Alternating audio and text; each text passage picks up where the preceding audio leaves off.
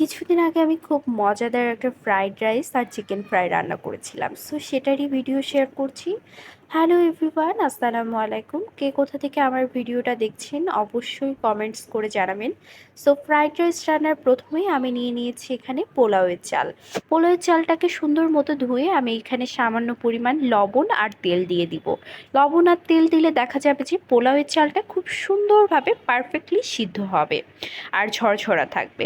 So এখানে পোলাওয়ের চালটা যেই সিদ্ধ হয়ে যাবে তারপরে আমি এর মধ্যে ঠান্ডা পানি অ্যাড করে দিয়েছি, যার ফলে দেখা যাবে যে পোলাওয়ের চালটা অতিরিক্ত সিদ্ধটা আর হবে না, কেননা গরমের ভাপে দেখা যাবে অতিরিক্ত একটা সিদ্ধ হওয়ার সম্ভাবনা থাকে। আমার এখানে পোলাওয়ের চালটা প্রয়োজন 80% সিদ্ধ হলেই পারফেক্ট। সো আমি এখানে ঠান্ডা পানি দিয়ে নেওয়ার পরে সুন্দর করে পোলাওয়ের চাল থেকে পানিটা ঝরিয়ে নিলাম। পানিটা ঝরিয়ে নিলে দেখা যাবে যে পোলাওয়ের চালগুলো আর গরম থাকবে না এবং পারফেক্টলি একেবারে আমার যেটা প্রয়োজন 80% সিদ্ধ সেটাই হয়ে যাবে।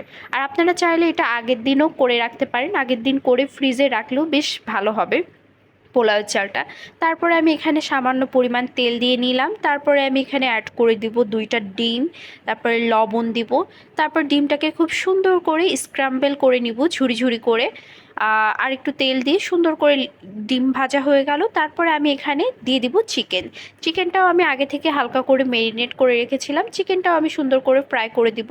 তারপরে আমি এখানে বাটার দিয়ে দিয়েছি, তারপরে রসুন, আর এখানে ভেজিটেবল হিসাবে আমি অ্যাড করেছিলাম বরবটি আর গাজর।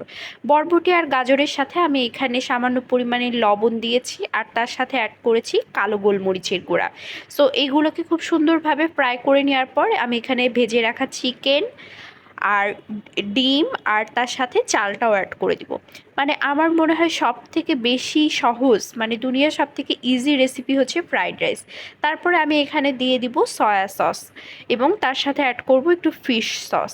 এই যে আমি এখানে খুব সুন্দর মতো ফিশ সসটা দিয়েছি। ফিশ সসটা দিলে কিন্তু ফ্রাইড রাইসটির টেস্টটা একেবারে পারফেক্ট আসে এবং একদম রেস্টুরেন্টের মতো লাগে। আমি তার সাথে একটু গোলমরিচের গুঁড়াও অ্যাড করে দিয়েছিলাম।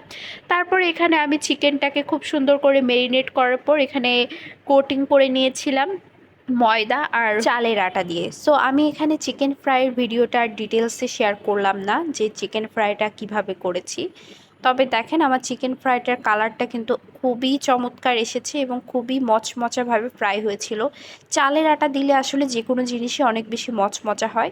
চিকেন ফ্রাইটা কমপ্লিট হয়ে গেলে আমরা চলে যাব প্লেটিংয়ে। আমি এখানে এইভাবে প্লেটিং করছিলাম, একটু ছড়িয়ে ছিটিয়ে গিয়েছিল, অতটা প্রফেশনাল হয়নি।